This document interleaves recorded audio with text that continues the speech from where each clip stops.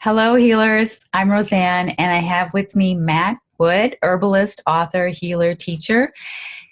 And we're in part three of our discussion on how do we connect to the living nature. And in this segment, we want to talk energetics. And herbalists talk about the energetics of plants, which is a core principle to understanding the healing qualities of plants. And this goes back to ancient times. This is nothing new.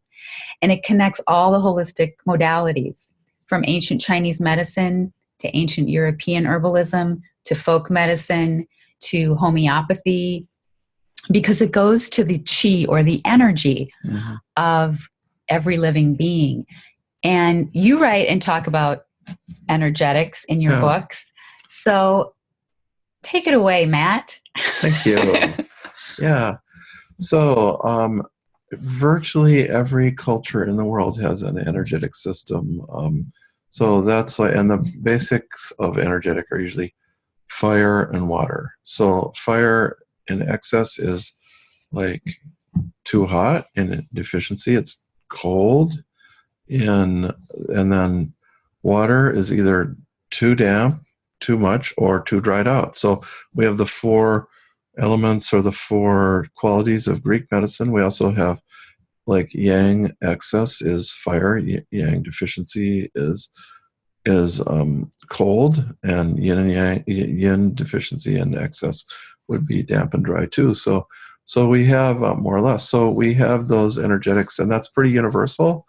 And even if it's not recorded by anthropologists or something, that they generally, I find, like when they talk to Native Americans, what's this herb used for, that or something, they didn't get the medical philosophy behind it. They didn't actually have enough respect, I think, for the native philosophy to actually get that down, or they didn't imagine that anybody used things differently than the way they did. Would the Indians have talked about the clinical parts of that? How would they have? Oh, they did quite a bit. I mean, to the anthropologists, they shared quite a bit. But we also, in Western herbalism, like it's clear they talked to the pioneers and the enslaved people, and particularly midwives, because we have like a dozen great midwifery herbs, and that's like half of the popular Native American herbs that we have. So we know that that's the main channel through which a lot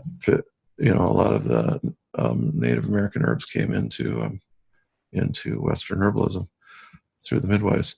Okay, so so we have an energetic system almost everywhere. We have the Greek, we have the Chinese, we have the Ayurvedic. That's quite famous. There's Tibetan. In the South, we have this high blood, low blood, and my imitation of Southern dialect, which is actually from Africa. So we know they had an African system of energetics: high blood, low blood, thick blood, thin blood. And that may be related to Greek medicine, or may not, it doesn't matter, because these things are universal. And with Native American energetics, we see it more. It's like the sweat lodge, the fire in the middle, the steam going outwards, the water and the fire kind of keeping that in balance by constantly staying warm enough and warm the core, and that it will drive the heat out to the periphery and keep the pores open, and then you're healthy. And that's actually Thompsonian medicine, which undoubtedly comes from Native American practices. So so at any rate, we have this universality of thinking in patterns: hot, cold, damp, dry, usually. And I asked a guy who'd been working with the Native Americans, the Indians in Ecuador, in the upper reaches of the Amazon. I said, do they have an energetic system? And he said, yeah, near the river and far from the river. Because they didn't have hot and cold.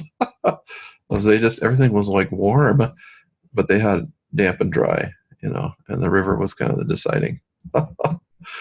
So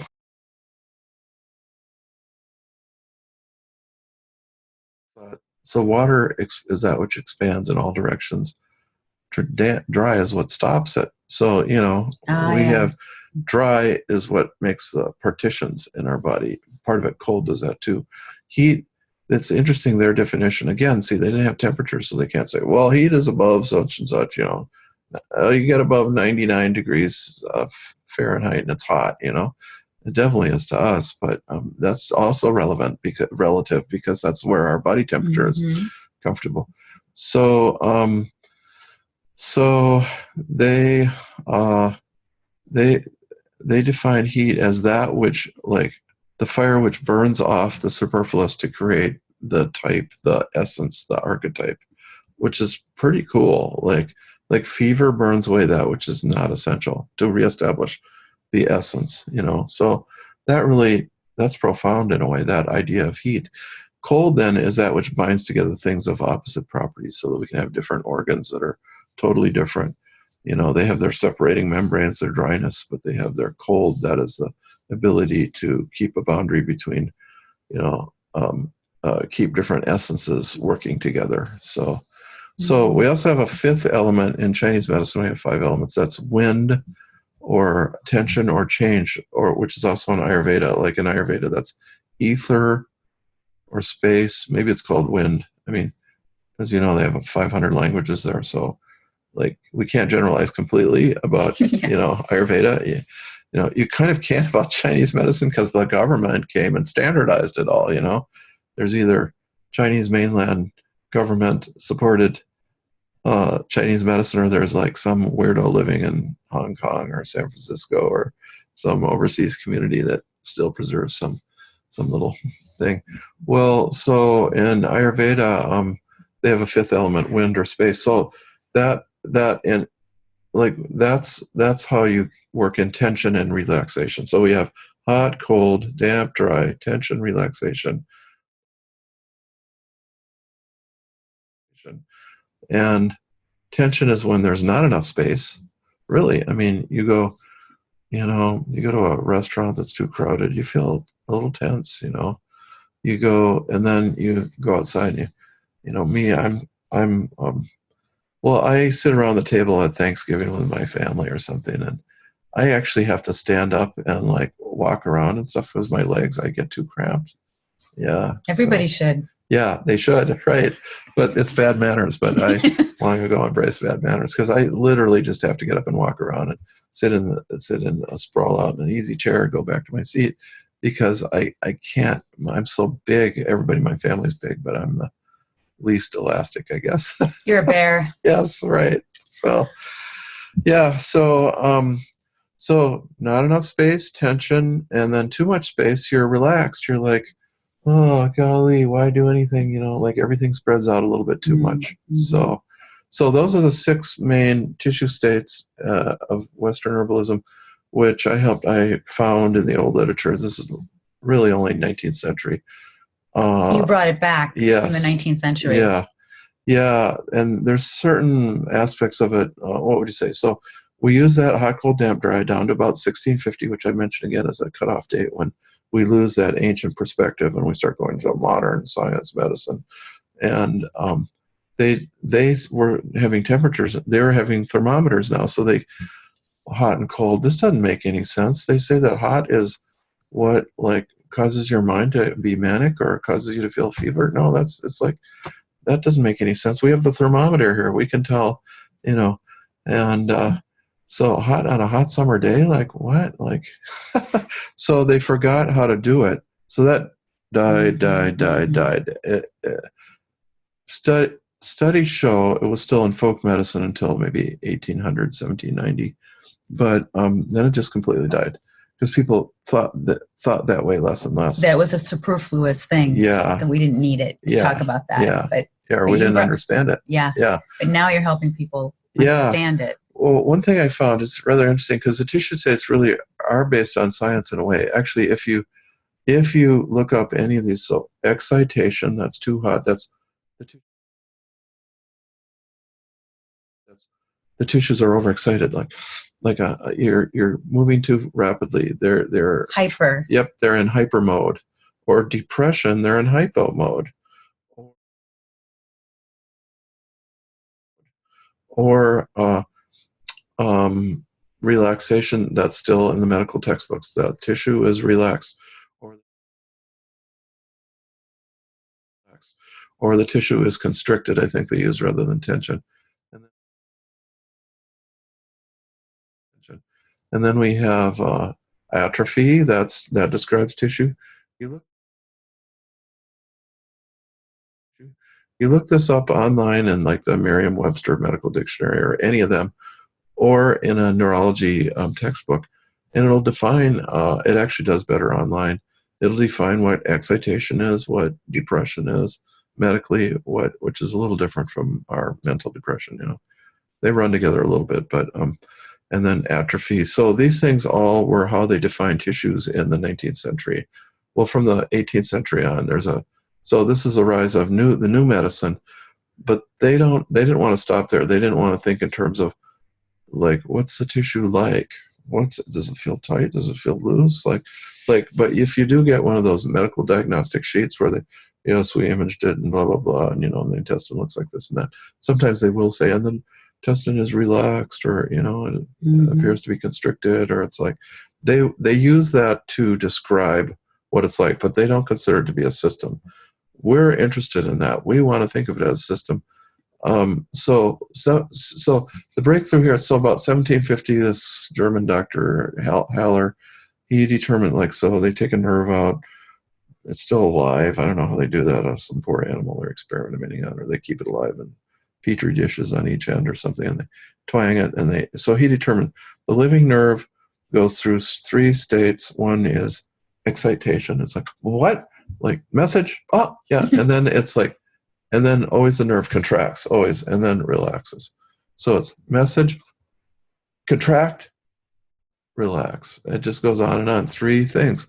That's called the ECR cycle. Still in physiology, still in neurology. Any neurologist would know about it. Always, you get the signal, you get the contraction. So as everybody knows, I think, you move either way. Where I'm contracting to move in both directions. Like, it takes contraction it's just a different set of muscles, of course, So you're always contracting to move your muscles. So it's kind of like, I guess, I don't know, the universe doesn't expand or something. It just contracts. It's like entropy. But could it be? Yeah, right. At least on the physical plane. Yeah. On a physical plane, that makes sense. Yeah. So we have the ECR cycle, and then, but really, because you have 3, there's actually 6, because you have excitation, and then you have the person who, hey, what? Like depression. The nerve has lost its ability to respond. This is what heat is, or hyper. You're either hyper, what, or you're hypo. You're one or the other. Yeah. Well, no. I mean, this is 6 different things you could be. You can actually be 2 and even 3, but and not very many herbs treat more than 2 tissue states, but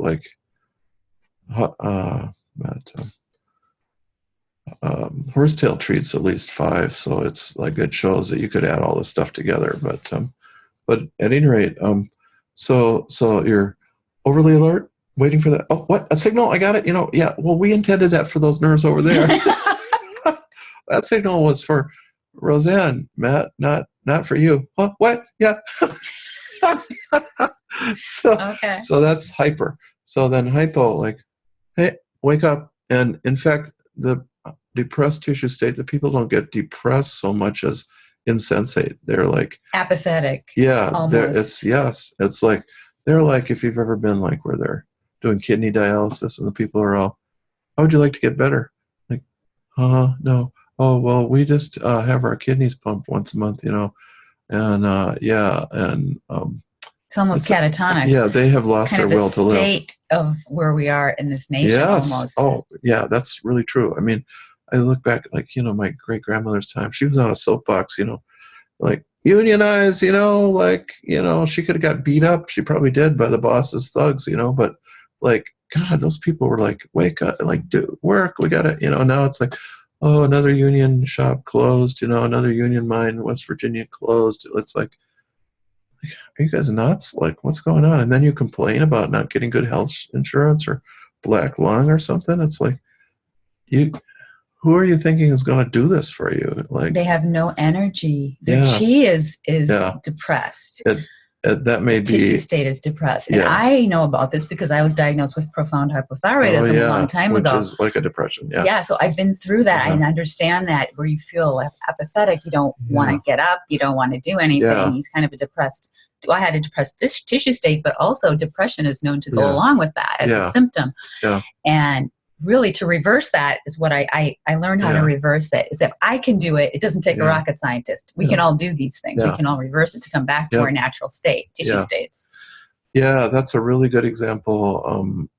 And indeed, that's you might be depressed, but more importantly, you're apathetic, which is the first step on the road downward into that slum of not having enough energy. And then, you're not going to do anything. And the doctors say I can't be treated. It's like, you're gonna have to go to an alternative. You're gonna have to look on the internet or something. You have to be inspired at that point. You have to want to live for something. Yeah. I had my kids at that point, and I know I had to live for that. So that was my inspiration. But if people are plugged into their TVs like they're plugged into dialysis machines today, it's really hard. Computers, sad to say. Yeah, reality TV, if that's the reality that they're plugging themselves into, that they don't have a real reality themselves, that's the state of this country. Yeah, but the political situation has kind of become reality TV. It has, unfortunately. I just say turn off the TV. Turn it off. It's not helping anybody. Alex Baldwin was imitating Trump. He said, and now I'm going to answer the question that all of you have been wanting to ask. Is this real? Yes, it is. Is what's going on real? Yes, it's real life. Yeah, I want to know why politics in Hollywood are so connected at the hip. I want to know why that's another episode. Yeah. But, right. Well, we got to keep on focusing on our future, on our good, clean path into the future, yes, that's all distraction. We don't want to be distracted anymore. These apathetic things that are, so this is a tissue state. That's a very good point. It's really taking over people right now. It's a state of victimhood. We're in a state of victimhood. Hypothyroidism is a state of victimhood. That's what I discovered. I would say, it's like lots of people are political fanatics right now, but it's more like they're wanting the politicians to change when they have to change. So so that's two tissue states. Then we have damp and we'll do tense and relaxed. And so I kind of went over that: tension, relaxation. First, you're just relaxed, and second, you're your pores open and the fluids run out of you, which is exhausting. You don't have enough electrolytes. And finally, you're so fluid on your tissues that you get rot, That's where oak bark, which I mentioned several sessions ago, is good, where oak bark's not just for astringing, but a little bit for rotting too, because it's so dilapidated, such a loss of tone there. That's the tissue state that we need astringents, or we need the Chinese yang tonics, or any of our own warming solar remedies, because it's like the sun beating down on the sidewalk and the puddle steams away. So angelica, calendula, thyme, rosemary, St. John's wort's considered warming. That grows on Midsummer's Day. Yes, here I am, pick me. What about any of the aromatics? No? Well, those would all be aromatics, and many aromatics are warming, but some of them are too harsh. Like cayenne isn't really like the sun on the sidewalk. It's more like a fire, burning up the dampness in the logs or something. But and herbalists can decide which are better. Level, which one herbs are better used. So we have tension, relaxation, and then finally damp and dry, or let's say dry, which is called atrophy. Actually, what happens first, you get dry, then you get atrophic. So dry, first, it's just the tongue is dry. Tongue might be as big as mine. Big, strong tongue muscles. You can see it. And a big kapha, kind of wet, damp. But then it can get dried out. And it's like, where's the fluids? If you don't have fluids, the food can't get to where it wants to go, because you need water and oil actually to get things to travel, foods to travel. So they travel through the blood, through the water, through the lymph. Well, they're trying to get out that way, but into the matrix. That's all water, water, water, and controlled by electronics. No, not quite, by electrolytes actually, but electrolytes, yeah. Yeah, right. But sometimes they need, oily carriers, like the steroids and things. They have actual carrier molecules. Yeah. So you need water and oil to move things. So if your tongue is dry, you may not be atrophied yet, but that's the next stage. Then you start drying out and getting atrophy. Then you start losing energy. And like by the time you're getting cracks on your tongue, not in the front so much with the back, then your kidneys are going and your liver, and you're in and out of hospitals, and you're just really, and you're going to be thin probably, and you're atrophic. So you need moistening herbs. Yes. Mucilages, right? Mucilage, yeah. Yeah. And I can have a story for you. Yeah. I over the summer had some pooling of water. Okay. I had swollen ankles, lower leg swelling, and I thought, so my tissues are too dry. They're not allowing the water to come into the cells. Right. They're pooling outside the cells and the tissue. So I needed something to soften the cells and the tissue. I used marshmallow root tea infusion, and within a week or so, 2 weeks, it all went away. Yeah. Well, that was very good. You figured out the energetics, and marshmallow is a diuretic too. Yeah, it's the most diuretic of the mucilages is generally, and so, but if you had been not thinking holistically, you might have used something to try and dry that out, or you could have put something locally. She's shown her on her hips here, or on your thighs. So you could put something drying there, and that might have worked, but you wouldn't have reached the problem because your whole system was a little bit dried out. Yeah, and then you dry that area out, and then it's like even more damaged in a way. So indeed, I used celery juice too, because I knew that was good for the kidneys. Yeah, so that's where not only so the second stage, so you have mucilages, then you have emollients and salty herbs. Salty herbs stimulate, and you actually have, if we may point out, the dark and a little swollen on the one side. So you have sensitive kidneys, and I actually do too. I don't know what my eyes look like, but they're not.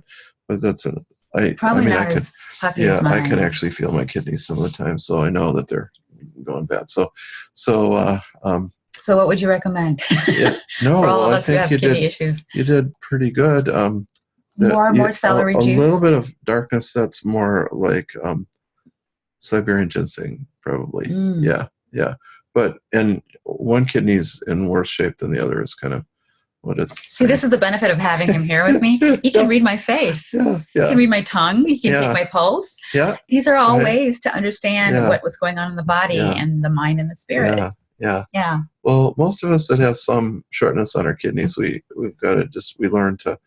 There's a limitation to our stamina, and we can't just go parading around all the time. And that's kind of like our friend we were talking about who can't. She's got to start settling down more, and in her 60s, and not sacrifice herself for everybody. So this is something women need to focus on too. We all want to be caregivers and spend time giving to others all the time without giving to ourselves. So we have to learn to receive. And men, then they're kind of more, they have some sort of goal or some job or some inspiration, and they're like, and they wear themselves out following that, so don't do that. No. Right. Don't do that. Listen to Matt. So we had, very good. You were drying out. You figured out you needed the emollients, or you used mucilage. Mucilage and an emollient. So that's good.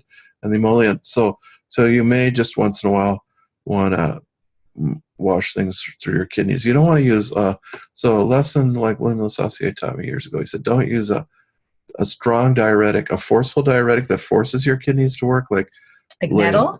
Nettle? No, he wouldn't have considered that. Maybe I would say juniper would be more like that, but certainly not the medical ones, Okay. So you want a food tonic herb. Well, celery, like, is a food, and it's a hydrate. It hydrates. And marshmallow, well, it inspired a food, but it's not really something it'd be hard to eat. But if you were a peasant 500 years ago, you would have eaten marshmallow without question. Just as it's a bit too slimy, but otherwise it's plenty available in there, plenty of carbohydrates. Yeah. So, so excellent. You illustrate it perfectly. I'm sure you do the same for your clients too. You're thinking, what is going on here? And see, that's again the difference between alternative medicine and regular medicine. They don't care.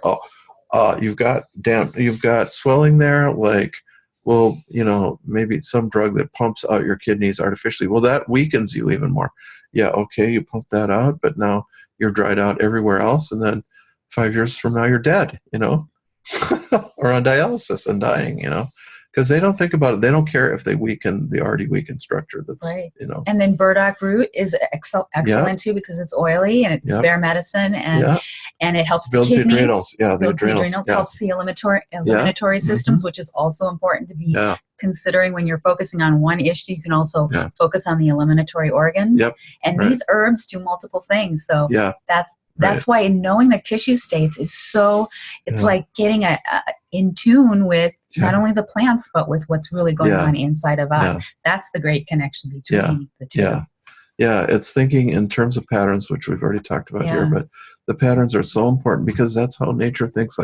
Like nature's too dried out, nature's too damp. And it's like, we can talk about the molecules or receptor sites on the cell wall, but nature doesn't think that way. Nature's like, I need a mucilage, I mean, maybe nature doesn't even think mucilage, but it's damp, it's damp and it's slimy, and then pretty soon you're coating your small intestine with it, your intestine, and then you're actually building up your intestinal wall some, and then some of it actually turns out that slime gets in there because the cement between the cells is made out of the same kind of polysaccharides, and so it absorbs in. You're getting it all over your body. You're lubricating your joints. Did you notice it anywhere else? Did it affect your hair or your joints or anything? Or? Yeah, I mean, my hair is pretty shiny normally when I'm taking the herbs, and I don't know if it's nettle or nettle has many minerals in it. It's very good for the hair. So I don't just do one. I like you probably do several, many. Well, I do more and more now as I get older. Yeah, me too. I hate to say. But that's how we stay young. Yes, right. And I'm not going to be, I feel like one of those old folks with their little pill box, except that I have a bunch of tinctures. Yeah. I don't want to go anywhere without I love tinctures. And I just want to say, as a naturopath who is studying herbalism, who's just found herbalism a few years ago through you and through Kathy Ike, master herbalists who teach clinical herbalism, since I've added that to my practice, I have seen miracles. I mean, we're looking at using the plants in ways that are not just dried in capsules. You're extracting qualities, spiritual qualities, I think, of the plants when you're putting them in spirits, which is alcohol. You're extracting in a way that is working on multiple levels in your clients. And it's amazing. I'm just so amazed that I found this. I'm glad I did. I'm sure I was an herbalist in a past life, and I'm just rediscovering. Right. But I love it. I love talking about the plants. I love giving a voice to the plants, which is what you do so eloquently in your writing and your speaking. More people have to give a voice to the plants because that's our connection to nature and our healing. It's what Hippocrates talked about. Let your food be your medicine. Let your medicine be your food. We need to go back to that. We need to go back to save humanity. We need to go back to nature and to the plants. Right.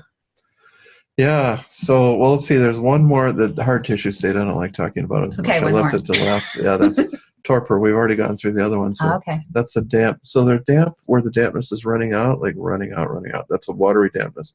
Torpor is where the dampness gets stuck. That's an oily dampness, I believe. The oils get congealed and everything stick, and that's the need for alternatives or blood purifiers or bitters. Usually they get things moving again.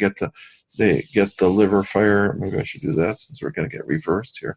Just told a secret. We're gonna actually be backwards.